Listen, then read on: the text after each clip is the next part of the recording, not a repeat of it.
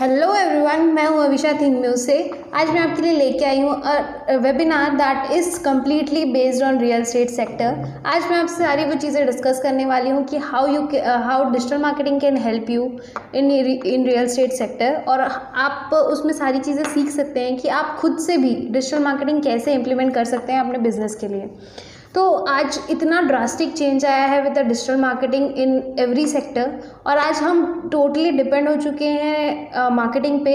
And without marketing your business is not going to boom up in any way. So marketing, हम पहले जो marketing करते थे that was traditional way, जिसमें हम लीफलेट्स डिस्ट्रीब्यूट करते थे, या फिर पेपर में मार्केटिंग करना हो न्यूज़पेपर के थ्रू, या फिर हम होर्डिंग्स लगा के मार्केटिंग करते थे। But now today generation has change. अब लॉकडाउन के बाद वी हैव रियलाइज कि हमें अब मोबाइल मार्केटिंग या फिर डिजिटल मार्केटिंग वे में बहुत ज़्यादा ज़रूरत है इम्प्लीमेंट करने की।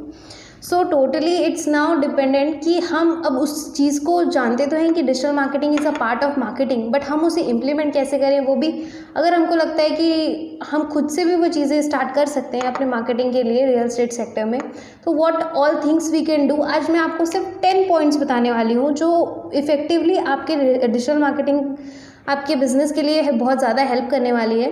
So stay with us. And आज मैं आपको पूरे 10 पॉइंट्स पे कवर अप करने वाली हूँ, तो पूरा लास्ट तक देखिएगा, that will help you in your business. So first point that you should implement while doing a digital marketing in real estate sector. तो पहला पॉइंट जो I will discuss that is so easy to understand, और वो सबसे important point होता है किसी भी बिजनेस के लिए, और स्पेशली रियल एस्टेट सेक्टर के लिए जब आप डिजिटली मार्केट करने वाले हैं। तो फर्स्ट थिंग ये रहता है कि आपका जो टारगेट ऑडियंस है वो आपको प्रॉपरली पता होना चाहिए वाइल डूइंग डिजिटल मार्केटिंग। क्योंकि हम तो जानते हैं कि हमें कहाँ पे डिजिटल मार्केटिंग करनी है, बट हमको सिस्टम को भी वो चीज़ बतानी पड़ेगी, चाहे हम किसी भी चीज़ के थ्रू करें, चाहे वो गूगल एड्स हो, चाहे फेसबुक एड्स हो, या फिर कोई भी मीडिया हो जिससे you are doing, if you are doing for apps also, you should know कि हमारा target audience that is like, अब जब भी हम किसी को प्लॉट बेचते हैं या फिर फ्लैट कोई लेने वाला होता है, तो मोस्टली ये वन टाइम का इन्वेस्टमेंट होता है, और that is not a low budget cost. और हमेशा जब भी हम इम्प्लीमेंटेशन मतलब इस चीज़ को भी हम बाय करते हैं, तो एक डिसीजन मेकर पर्सन हमेशा इंपॉर्टेंट होता है वाइल बाइंग दिस थिंग्स। तो डिसीजन मेकर हमेशा, इट मोस्टली जो फैमिली का हेड होता है वो डिसीजन मेकर होता है।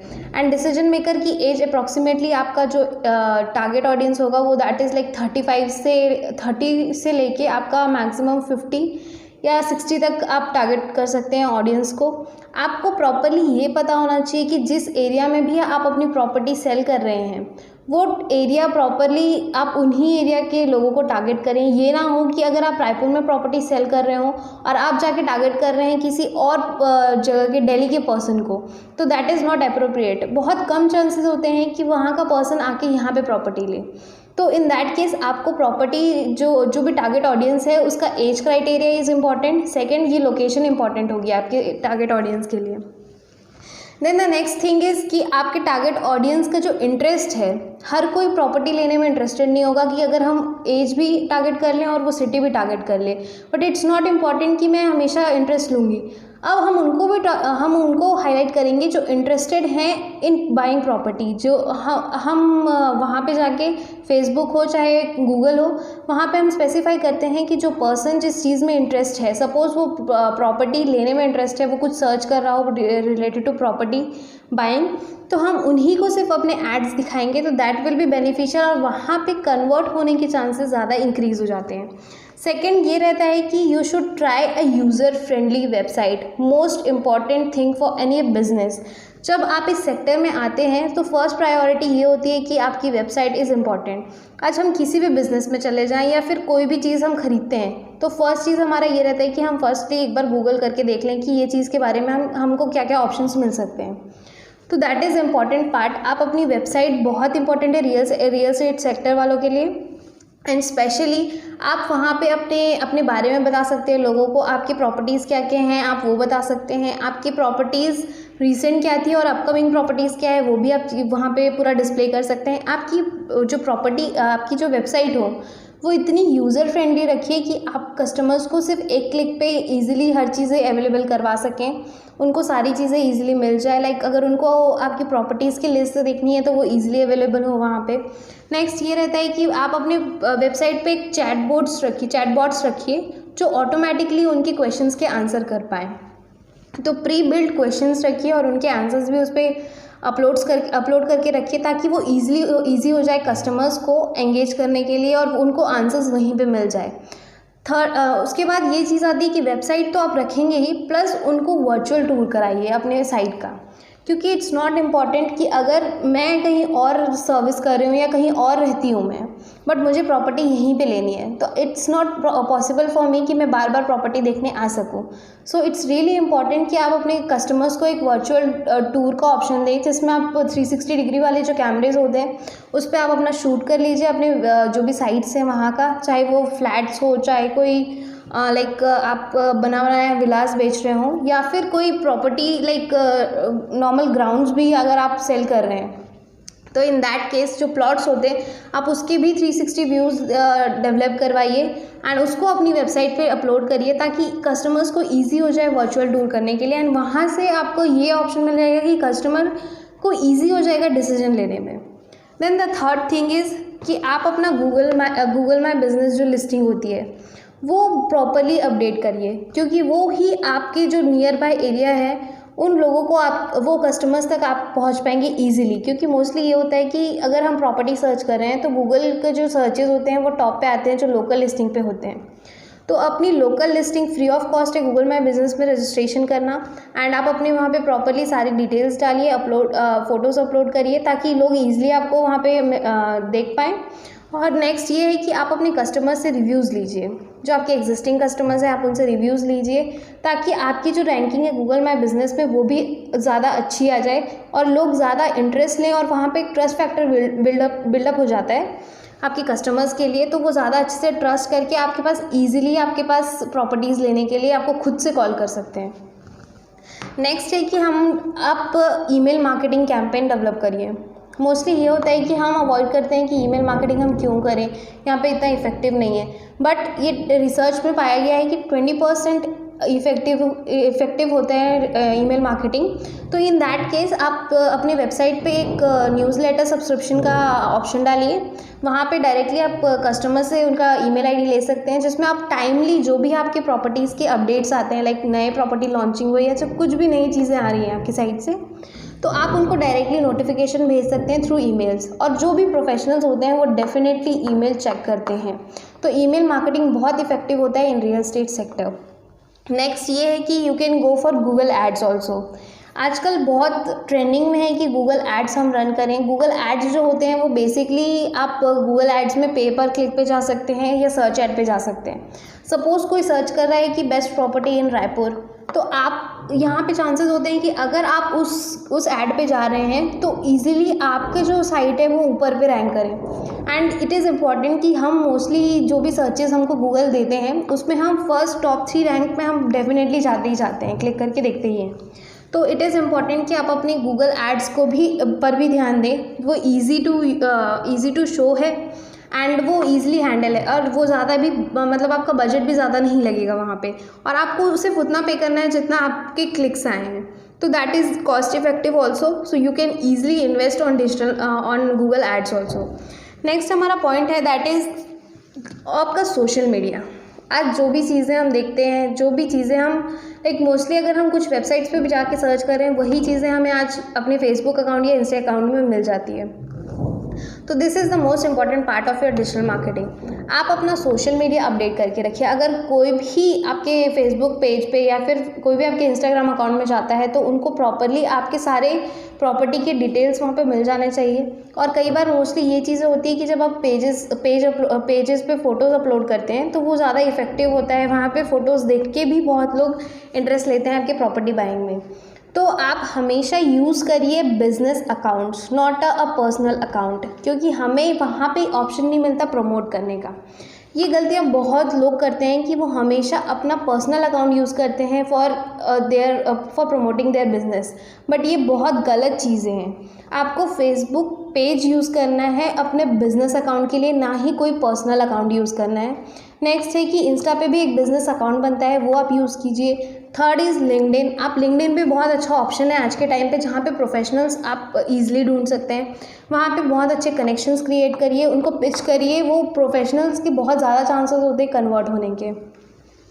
नेक्स्ट इज़ लाइक और आज ये सिचुएशन है कि कुछ रिसर्च पे इट इज़ फाइंड कि आज एक नॉर्मल एवरेज पर्सन जो होता है 3 से 4 घंटे अपना सोशल मीडिया में स्पेंड करता है। तो सोचिए कि अगर 3 से 4 घंटे में आपके 3 बार 4 बार एड्स दिख जाते हैं, या फिर आपका पेज भी वहाँ पे कुछ नया नोटिफिकेशंस के साथ आता है, तो डेफिनेटली लोग वहाँ पे जाएंगे और आप वहाँ पे भी टाइम स्पेंड करेंगे, और आपका जो सर्च वॉल्यूम है वो डेफिनेटली इंक्रीज़ हो जाएगा।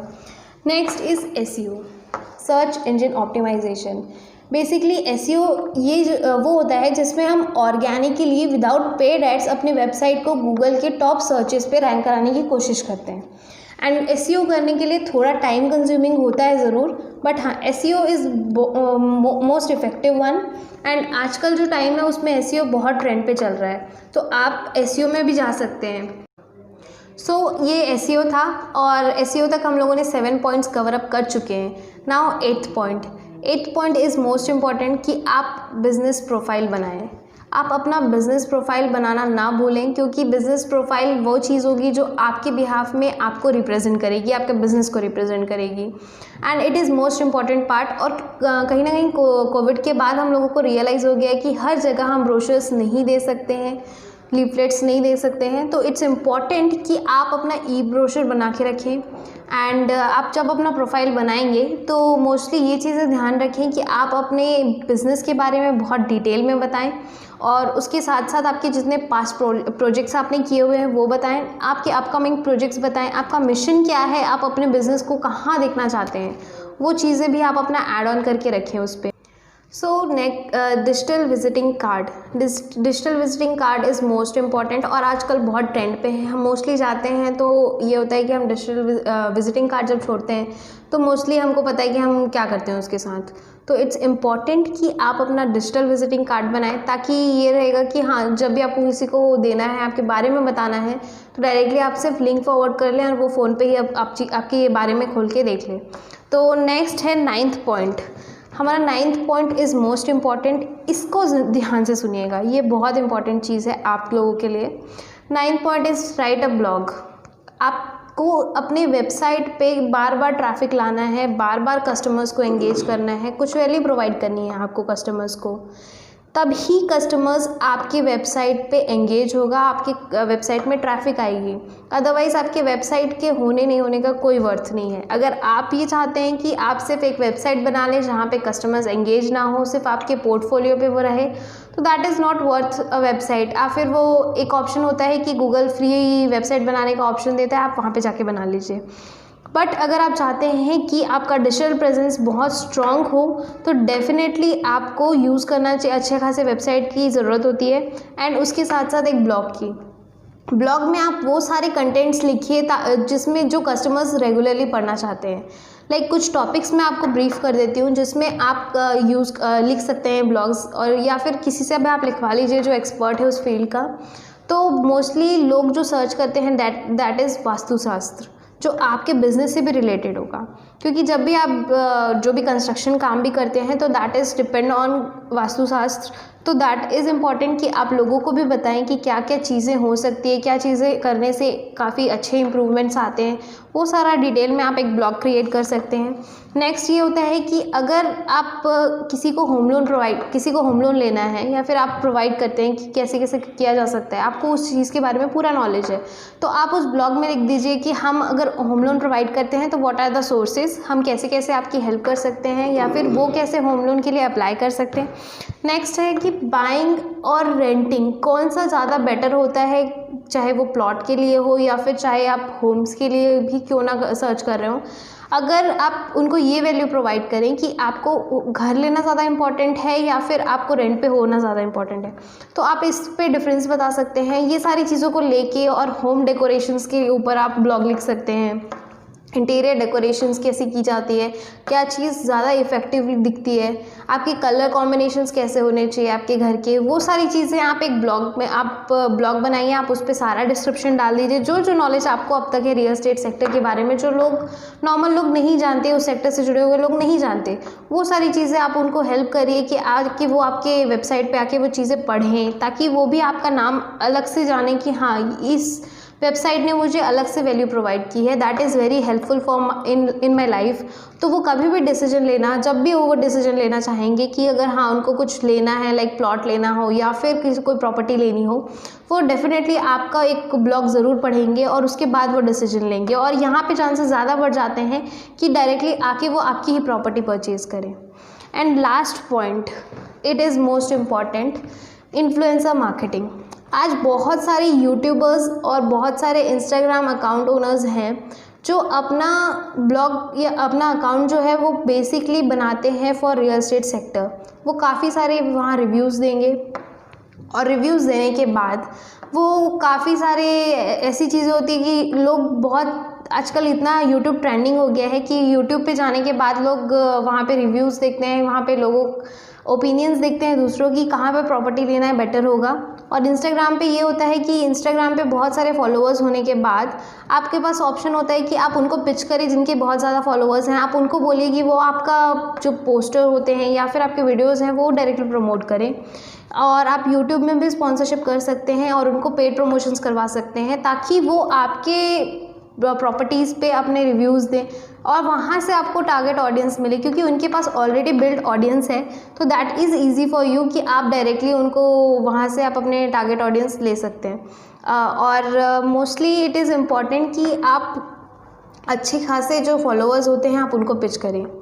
एंड आज मैं एडिशनल एक पॉइंट और बताना चाहूँगी कि जो लोकल प्रॉपर्टी डीलिंग साइट्स होती हैं like 99 acres, magic brick, no brokers, आप इस जो साइट पे अपने जब रजिस्ट्रेशन करें तो वो प्रॉपरली आप डिटेलिंग करें वहाँ पे, क्योंकि मोस्टली ये होता है कि उनकी जो एड वो जो पेड एड्स चलाते हैं वो काफ़ी इफ़ेक्टिव होते हैं, काफ़ी मच स्पेंट ऑन दैट।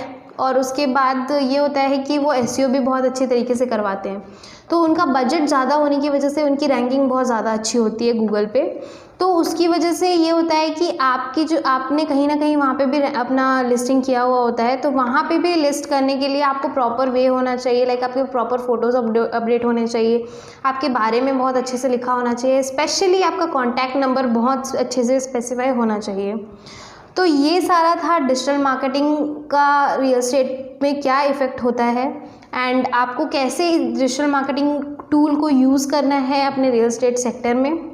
ये 10-11 पॉइंट्स मैंने आपको शेयर किए हैं। बहुत ज़्यादा अच्छे से इनको दोबारा सुनिएगा, बहुत अच्छे से समझिएगा और इसे इम्प्लीमेंट करिए।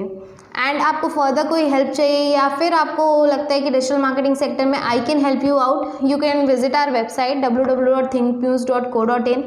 Then definitely I will consult you कि कैसे आप अपने बिजनेस को ग्रो कर सकते हैं इन रियल एस्टेट सेक्टर, और हम स्ट्रैटेजीज़ भी आपको प्लान करके देते हैं that will help you to get more number of clients. So stay connected, मिलते हैं नेक्स्ट वीडियो में। Thank you for following.